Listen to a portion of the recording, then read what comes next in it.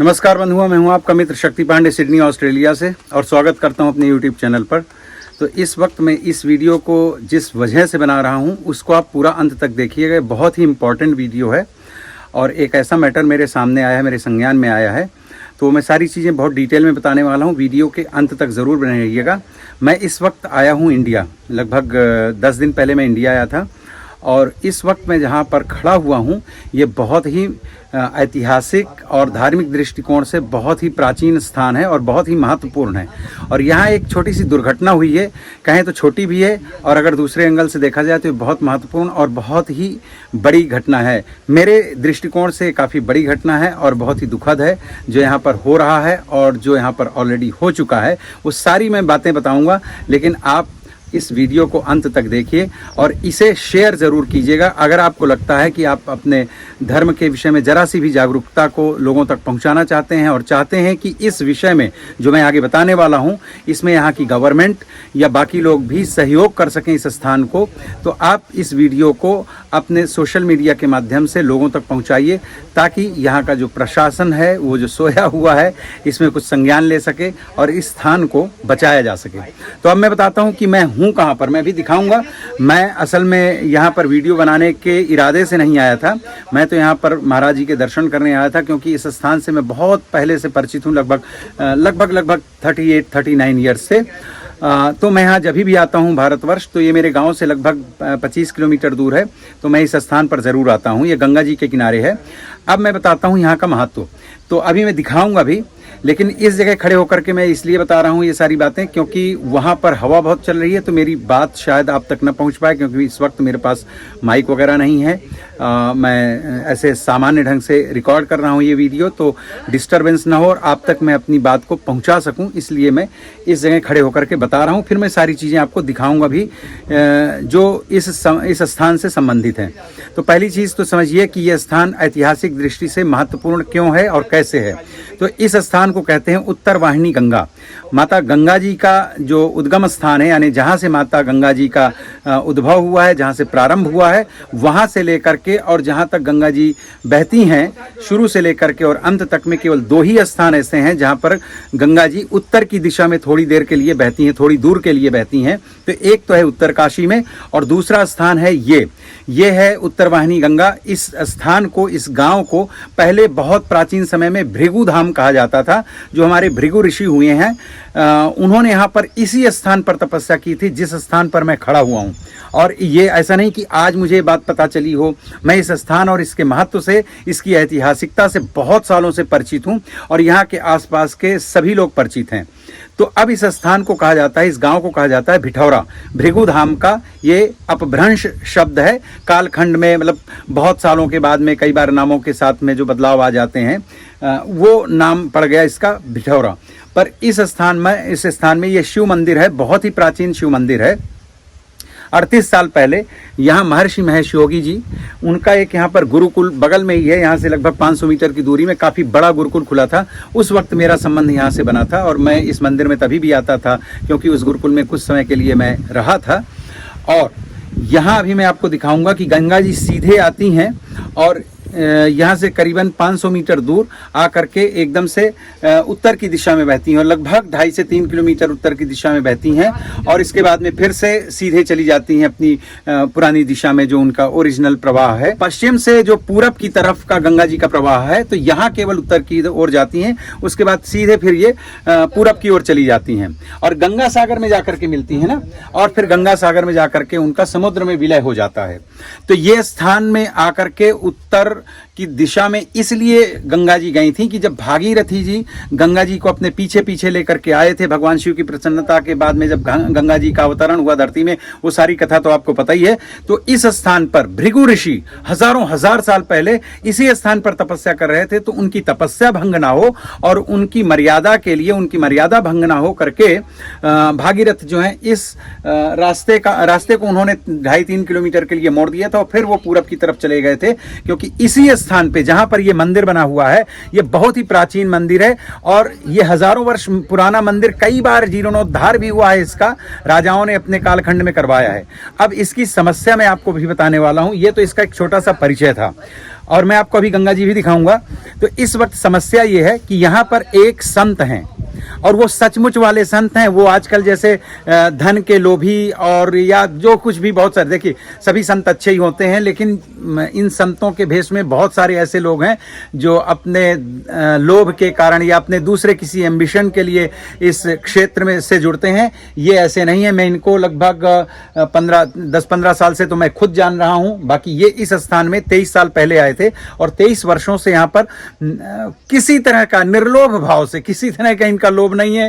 थोड़ा बहुत जो ग्रामीण लोग दे जाते हैं वो खाते पीते हैं और स्थान की सेवा करते हैं। मेरे एक मित्र हैं भानु प्रताप अवस्थी, वो भी आचार्य हैं। वो अक्सर मेरे खुद के लिए पूजा पाठ वगैरह करने के लिए, क्योंकि ये गंगा के किनारे स्थान है तो मैं यहाँ पर भेजता हूँ, वो आते हैं हमेशा और अपने लिए भी आते हैं, हमारे घर के लोग भी आते हैं और बहुत सारे यहाँ निकटवर्ती जो शहर है वहाँ से आते हैं। अब मैं इसकी पहले ये बता दूँ कि भौगोलिक स्थिति क्या है।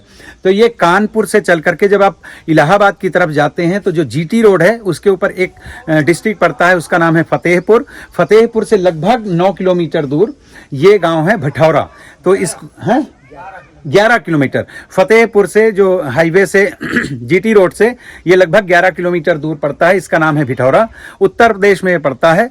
और इस स्थान को मैं आपको दिखाता हूँ। इसकी प्राचीनता आपको स्वयं भी दिख जाएगी, मैं नीचे उतर करके भी दिखाऊंगा। अभी मैं दिखाने जा रहा हूँ कि गंगा जी यहाँ से कितनी निकट हैं, वो देखिएगा। और बहुत ही प्राचीन स्थान है। इस स्थान की जो बनावट है इससे भी इसके स्थापत्य कला की पता चलता है कि ये बहुत ही प्राचीन है।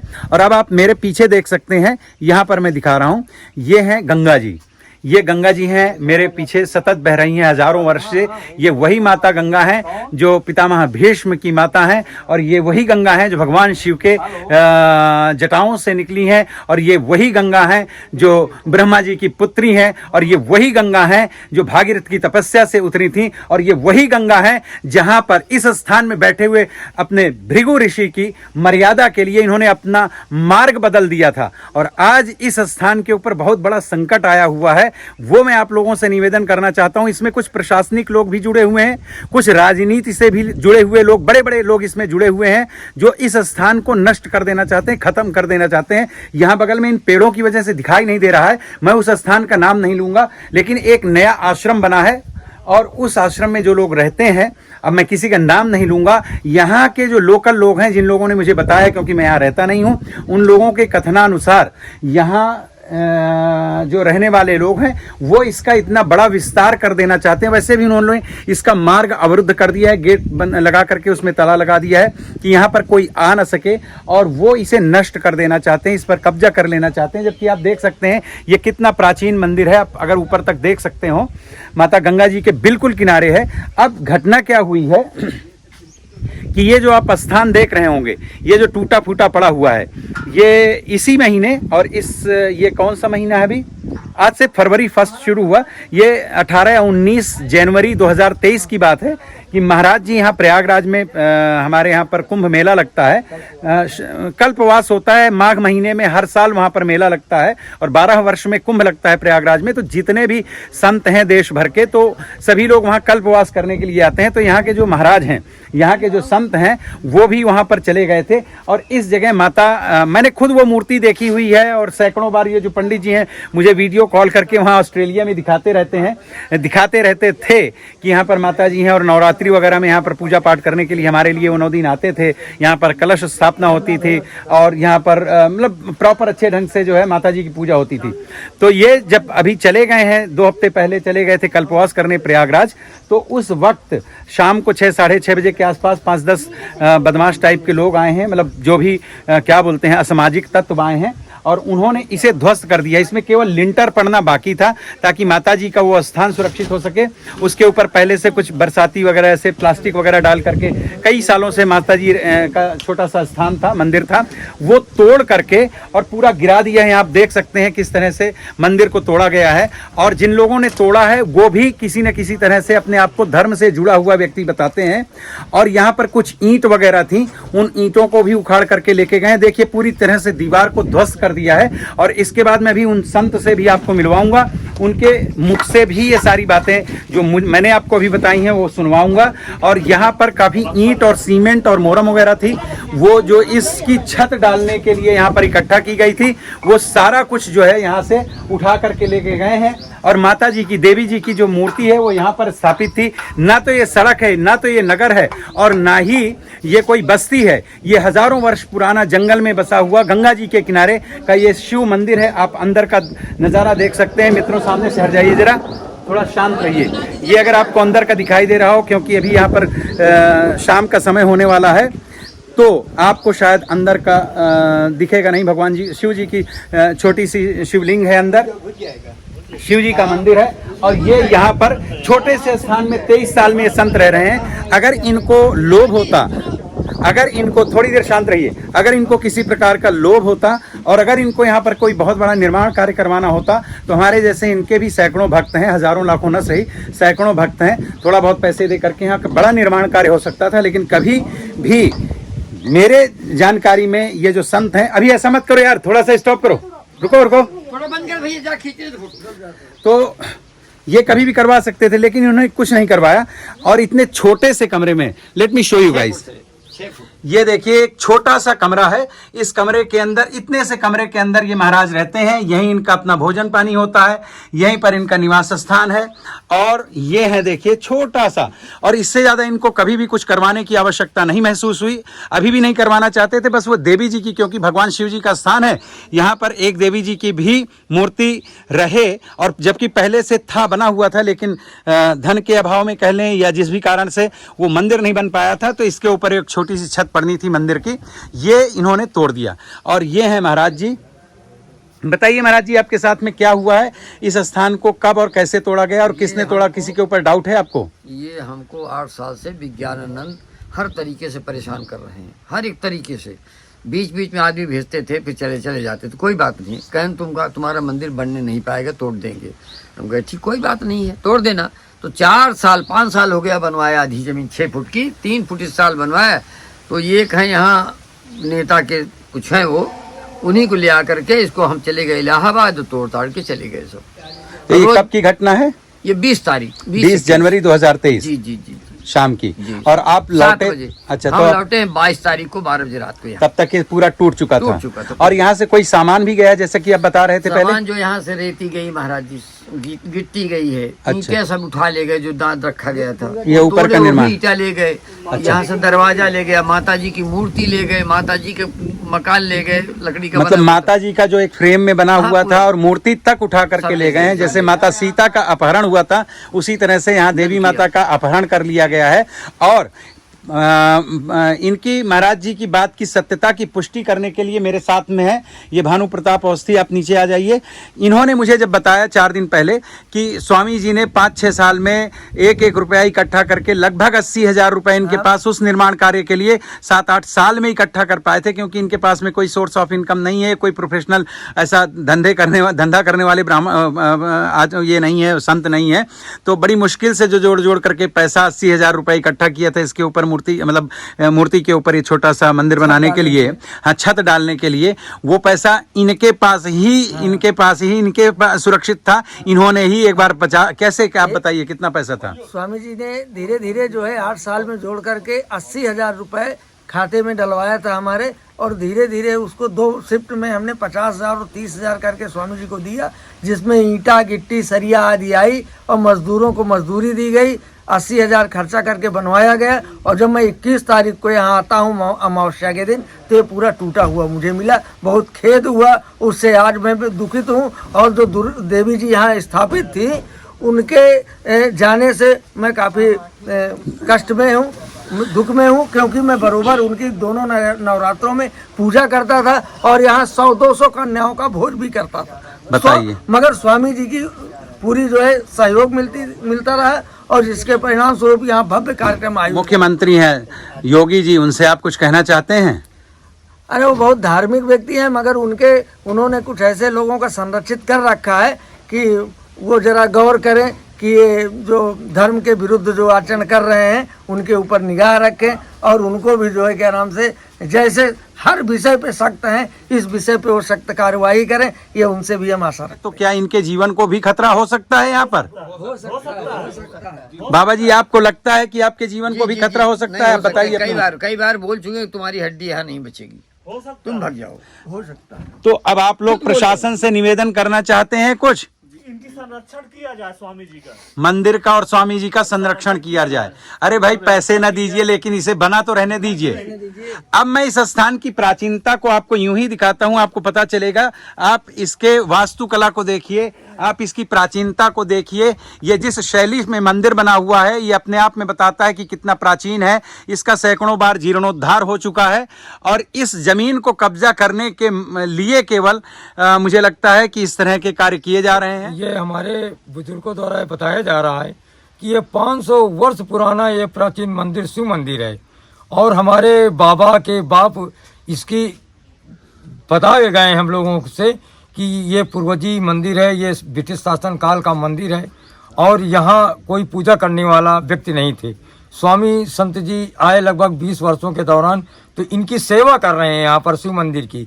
यहाँ पर दुर्गा जी की मूर्ति स्थापना की गई, उसको आराधा तख्तों द्वारा कहा तो उस मूर्ति को यहाँ से तोड़ फोड़ करके यहाँ का मकान नष्ट करके उस पर इतनी बड़ी क्षतिग्रस्त पहुँचा गई।